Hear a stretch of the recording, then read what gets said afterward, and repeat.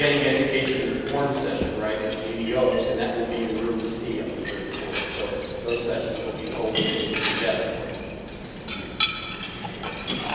And now I have the distinct privilege of introducing Congressman Honda.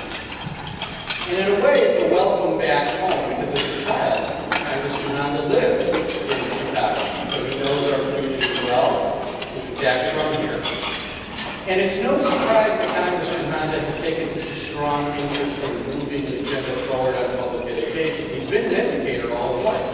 He's been a science teacher, he's been an elementary school principal, he's even been a school teacher. Then after getting elected to Congress, he managed to get himself appointed to the Appropriations Committee, which is a pretty important post to have, controlling those purse strings. And he's on the Education Subcommittee of that as well. And I could go on the community activism of Congressman Honda, the bullet points in his resume, but I've decided not to. Instead, I'm going to tell you my impression of Congressman Honda after having the opportunity to work with him these past 2 years on education policy reform in Washington, D.C. You may or may not have noticed this, but the Beltway right now is focused on constraining resources. Political discussion is all about fiscal retrenchment.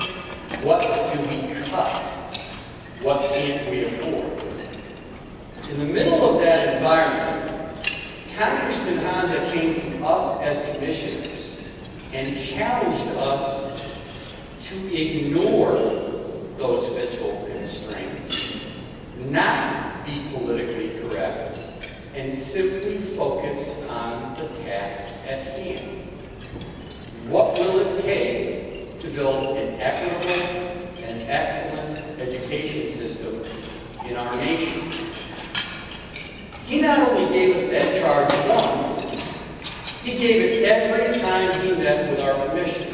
He pushed us to do the right thing by our poor children, our minority children, our at-risk children, the children who frankly have been shunted aside in our current education system. But he did even more than that. He vowed that once the commission had finished its work, once it completed its report, he would take our recommendations for changing the federal role in how education is funded and turn them into legislation. Not only would turn it into legislation, he would work across the aisle and try to gain Republican support for moving an aggressive agenda to invest in creating an equitable education system that meets the needs of all our children. He is staking his political career on doing the right thing by our kids. Now, for those of you who don't know my organization, we are bipartisan. We're not nonpartisan. My board of directors includes prominent Democrats and Republicans who neither like or trust each other very well. And I can tell you how difficult it is to reach across the aisle and get broad consensus on controversial policy areas. Not only doesn't Congressman Honda shrink away from it, he embraces it and he's taken it on directly. Whenever we complain about a lack of leadership in America, we ought to be thankful for those that have been elected to Congress, to other office, that take their role of leadership very seriously and do not care about the political consequences of where that leadership takes them. I've been blessed and honored to work with Congressman Honda on trying to create meaningful education reforms that deal with both the funding side of the ledger as well as the delivery of education side of the ledger. Because if you don't get the resources right, you can't get the programs right. Congressman Honda knows that, he's embraced that, and he's staking his political career on that. We are all in debt to Congressman Honda. It's an honor to have him here today. Congressman.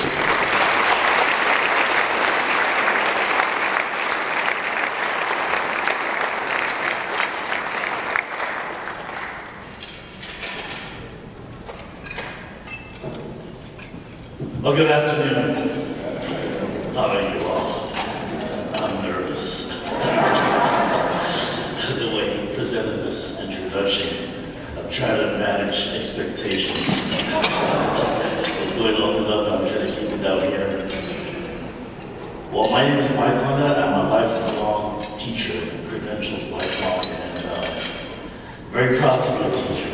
And I think that this gathering, the Center for Budget, Tax and Budget Accountability, it is a great group to go to because we said it was bipartisan. Oh, that's where I want to be, because that's who we have to talk to.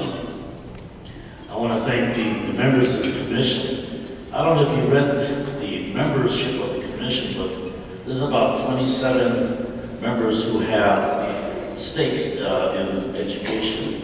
If you look at them, you wonder how they're going to achieve consensus on a document. And it was a struggle because, in my mind, not seeing all the activities, I imagined that every one of them had committed their professional and their adult lives to education, to its betterment. And then when you get a bunch of folks getting together and challenging the work that you're doing, or challenging yourself to question, have I gone down the right path, or am I doing the right thing? And validating yourselves, and at the same time working with other people who need the same validation, it seemed to me a great task. It's almost like having more than 12 disciples and Jesus in the lead and trying to make sure that everybody's on the same page. But they did it. It took 22 months. And it took a lot of leadership and listening and moving around. And I tell you that I was worried a couple times, but Ralph came back and, the two chairs, Chris Edley and Team McQuay came back and just kept saying, and Rosalind Ali kept saying, we're moving it. And the thing that I wanted to make sure that was clear in everything that was said and done at the end was about each and every child, that there's equity for each and every child. And listening to everybody here in the discussion groups, it sounds like that's where we're headed. At least that's the feeling that I get, is that the common denominator of everything that we were trying to do and continue to do, each and every child should be the common denominator. And listen to Posse Sauer and his presentation this morning. I bet you there's a lot of kids that were going, yeah, I get that. And so I suspect that a lot of things that were shared this morning through his presentation, there was an intuitive validation that you probably had in your mind that, I get that, we've done that, we tried to do this, we understand that. And I think that, and he was not trying to say this is the model, but he said this is how we got to this place. It was a very instructive and forthright and candid presentation and sharing. So I don't know if I see possibly, he must be out of Ottawa. But, there you are. That's it. I was climbing the steps of achievement. But I want to thank Otto for allowing his dad and Victor for allowing her husband to come and share the time here with us, because I think that time is something that we all consider very important, especially with our kids. The bottom line that I would like to leave with you is the sense that we have a chore before us in order to make sure that each and every child gets what they deserve, that's in equity in their education. And I started to think about this about 4 years ago when I just said, I'll be 72 in a few years. I'm heading towards the dusk of my life. And as a teacher, what am I going to leave behind? And it just turned out to be a very simple idea that if each and every child can be paid attention to, what parent would reject and object to that? Regardless of the precinct they live in, regardless of the zip code, regardless of their socioeconomic status, that if we addressed each and every child, what And I hope that that's true, because I think that when we move towards that goal to make sure that each and every child gets exactly what that child needs, I think that this country will move towards a more perfect union. The idea about this whole thing about equity for each and every child, I guess, came about when I was just trying to figure out as a school teacher, what am I doing every day? How am I going to reach everyone, and they come from such different backgrounds? And I started to get irritated as I got older and more into public education, that we seem to keep targeting teachers and schools and parents and immigrants and children as if somewhere in there was the reason why schools were not being successful. It's almost like blaming the victim. And then I remembered Pogo. You remember Pogo, right? That cartoon. And there was that one character when he said to the mirror in his reflection, he said, "We don't meet the enemy, and the enemy is us." And so I think that as an educator, I started thinking about what is it that I'm not looking at? What is it that I need to understand better? And then the phrase paradigm shift came along, and I started thinking, perhaps we have to step outside of all the things that we've been taught and told about education, what our duties were as far as being teachers, being students, being board members, being parents. And then when I started to think beyond myself and my school kids, I started to zero in on the immensity of the problem that we face as a country. To say that every child can learn given the time, that every child has ability to learn, and that education is the pathway to economic stability, and it's the ladder that we want to climb to be able to achieve the American dream. But it didn't seem like everybody had the same ladder and the same start. And it seemed like it was impossible, or we started to not look at other places like Appalachia, the southern states, the western states, other states. We started to assume that public education started within the realm of our own understanding. And then when I got to Congress, more and more people said that the constitutional responsibility of education belongs to the states because it's not explicit in the Constitution. What's in the Constitution was the militia, post office, patent office, and other things that existed there. The government took over. I thought to myself, wait a minute, public education didn't even exist then. So how can you put the responsibility on somebody or something that did not exist or even was even envisioned the way we see it today?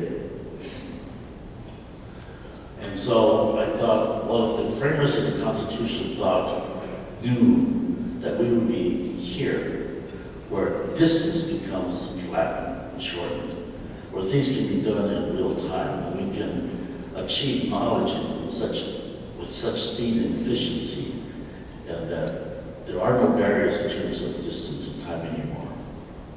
They would have probably written that education will be the state's responsibility until such time that we have the technology to be able to communicate and achieve a level of development and maturity where we understand what equity really means and what that separate and equal is not acceptable, and all those kinds of things that we've gone through and developed up to now.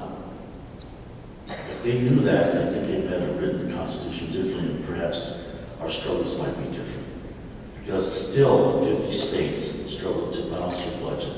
And what is usually cut in order for them to balance the budget? It seems like education. And it seems like it's education because children don't vote, and they don't have a voice in the things, but we see parents do. But still, under that situation, we're still not getting equity for each child. What we do fight over, and I remember over the years in California, we started to fight over equality among ADA, where California, some parts of our state had a higher ADA than others. And we started saying, no, that's not fair. So we went into this struggle of trying to equalize ADA.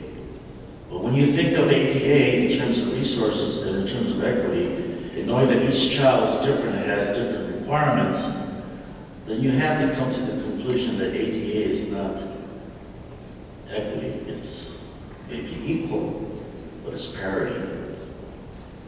It's parity. And so when we started to figure out also in the 50s and the 60s, we started to see this turmoil in the southern states where people started saying that we want equal rights. And all of a sudden, through our TV, that new technology was bringing the southern states and their struggles, the struggles of African Americans and southern states into our living rooms through TV. We started to say, we didn't know that was happening. This whole concept and principle of separate but equal.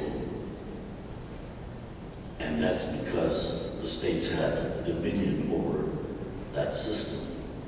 So the federal government and public opinion decided to say that's not right. It can't be constitutional, and it was finally decided that it was not constitutional. So separate but equal went out the door. And ever since then, we started to challenge things through the courts based upon the protection of the Constitution. And as a Japanese American, that became important to me because in 1942, there was an executive order 9066 that sent me, as a one-year-old child, you can figure out how old I am now, as a one-year-old child, as a national security risk because we look like the enemy. And so the Constitution was set aside, and our rights were set aside in the name of national security. And so, knowing that it was set aside, it took us almost 6 years to get an apology from the government, from Congress, saying that under H.R. 442, that we apologize and provide you reparations for setting aside the Constitution, incarcerating you in an internment camp American style. And we learned from that that it was a result of racial prejudice, war hysteria, and a failure of political leadership. And I think that bringing all these things together, we start to see the things that we're going to need. Political leadership, understanding the Constitution, hanging on to this concept, a binding principle of the Supreme Court for each and every child, and equity in education and excellence. It will become the civil rights issue, I think, of this decade. But how are we going to get there? How are we going to get there? Martin Luther King, in his last delivery in the cathedral before he was murdered, he delivered a speech. A part of it, the title of the speech was Remaining Awake During the Revolution. Today we are in a revolution. We have to stay awake. We have to remain awake for our children. And he said, the way to stay awake is to understand that people of conscience will have to do the right thing. And in this room, I know that all of you are folks who do the right thing, who struggle to do the right thing for each and every one of our children. So the idea about moving from the concept of the 60s that all children have a constitutional education, have a constitutional right to an education, should be more refined and more focused. And let's see if we can't say each and every child has a constitutional right to equity in education. And I think that the solution set will become different when we start to focus on each and every child. So things like bilingual education, zip codes and things like that will not become political footballs. Because when we take that approach and we do the assessment and we look at that, and as educators try to figure out how we approach our youngsters in our neighborhoods based upon their assessments, then we'll be able to come up with some solutions. We'll come up with some information also that we provide curriculum for our pre-service, for our teacher education, and keep our institutions in front of the needs rather than trying to chase it down. Because when the Vietnam War ended, social institutions, agencies, and schools were way behind the curve because we were not ready for youngsters that came from Vietnam, Cambodia, Laos, the Hmongs, the other folks. We were ill-equipped to be as agile as we should be. We now have the experience to understand that because we had Latinos here who were forced to speak English, criticized and physically abused sometimes in schools because they spoke Spanish. So we've matured to a point where we start to understand that we take each and every child where they are and address that. And how are we going to do that? One of the things I wanted to make clear to myself is that seeing this report come through and seeing it to its fruition, it's a work that has to be continued also. But it was not about making laws only and policies only, but it's about creating public dialogue at the grassroots level to continue this discussion about isn't it logical to have a goal in this country in education that each and every child should have an equity in their educational experiences. Some of us call it a return on our investments. Parents pay taxes that supposedly goes into the system. But think about this, the return on investment of students spending time in school. St. Clair Lewis wrote a book called The Jungle, describing children in the manufacturing world and exposed to all the dangers in the manufacturing world and being subject to all kinds of abuses and safety issues. And they said, we can't let that happen to kids. So we take them out of that situation and put them into schools. Two things happen. You get them out of school, get them out of that work area, put them in schools, and educate them to a point where they have to have literacy levels by the time they graduate at the 6th grade level. The other is they created more space for adults to work. What came out of it was compulsory education. Now, compulsory education came up in different ways in different parts of this country, but I use this as an example that we started to understand that we got to keep kids in school for 10 years. Now, today it seems to me that understanding the concept of return on your investment, that youngsters who go to school for 10 years, if they don't get anything out of the seat time, then those 10 years is almost like a determined sentence.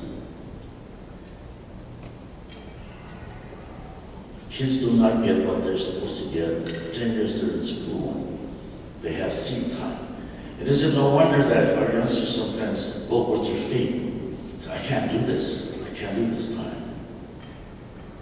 But I suspect that if we paid attention to each and every child according to their assessed needs, and we deliver that, they may even find it interesting. And if we have a mindset that talks about personalization, cooperation, and making sure that the person is important, they learn much quicker. And so, that idea of compulsory education, I don't know if it's going to change, but I hope that we start to think in better ways of using the 10 years that we require them to be in school. And then the parents feel that they have to get their kids in school because everybody says if you don't send your kids to school, you're going to get into trouble with the law. Well, at what point will parents say enough is enough? Because when kids and parents start to look at each other's schools and they see that they're not getting what the other kids are getting or other schools are getting, the sense of inequality, inequity starts to creep in and then anger. So before the rage of society starts to get united. We should turn that into energy to start to work together to make sure the discussion of each and every child has a right to an equity of their education, that becomes a public discussion and a debate. Then when public opinion pushes everything forward and it wells up, then politicians have no choice, right? Because they say that we're driven by local politics, and I think that we have that opportunity, we have that information, we have that knowledge, and we need the drive to start talking about the need to have an equity in each and every child's education. Then we talk about resources and your tax and budget accountability. If we finance the assessment of each and every child, we can move towards achieving that equity. But I'm not a fool, I know that's going to be expensive. But how expensive was the Iraqi war? How expensive was the Afghanistan war? And a nation analyst said in some parts of the report, it suggested that if another nation came into this country and imposed upon us an educational system that was mediocre, that would have been tantamount to an act of war. Well, I suggest that we might be doing this to ourselves. And I think that we need to look at that and ask ourselves, can we be, I'm trying to get away from the word rewarding soldiers, but can we be advocates of our youngsters so that each and every one of them will be able to realize their full potential? So it doesn't matter whether it's Appalachia or Kansas or Hollywood. It doesn't matter whether it's the Gulf Coast or the northern states of Montana, Wyoming. That this concept will drive us to making sure that we address each and every child's needs in the name of equity. I think that we're creative and innovative, and we can do it. And we're not stingy and greedy. We want other children to have the same thing, when we know that our children are getting what they need. And so it's the faith that I have in people when they have enough information. It's the faith that I know that this country moves when there's a public sentiment and support to do the right thing. As Martin Luther King says, to be the people of conscience, and they do the right thing. That we can move this country to a point where we stop comparing ourselves to other countries and say to ourselves, we're achieving that which we need to do in order to create a more perfect union through our youngsters and through our policies. So we have to set aside the old paradigm and revisit our own tasks and understand that we can do it. We just have to step outside of the box and look at ourselves and say, we know the path to follow in order to get there. And in closing, let me just say that my daddy used to say, there are many paths to the top of the mountain. It's just important that you get there. And my mom, if there's anything that I have, I attribute to my mom. She used to send me to church conferences up in the mountains for 1 week, hoping that I'd come home a little bit more committed to our faith. And I would for about 2 weeks. And I'd backslide. But over time, I started to understand what it is she was trying to instill in me. This service.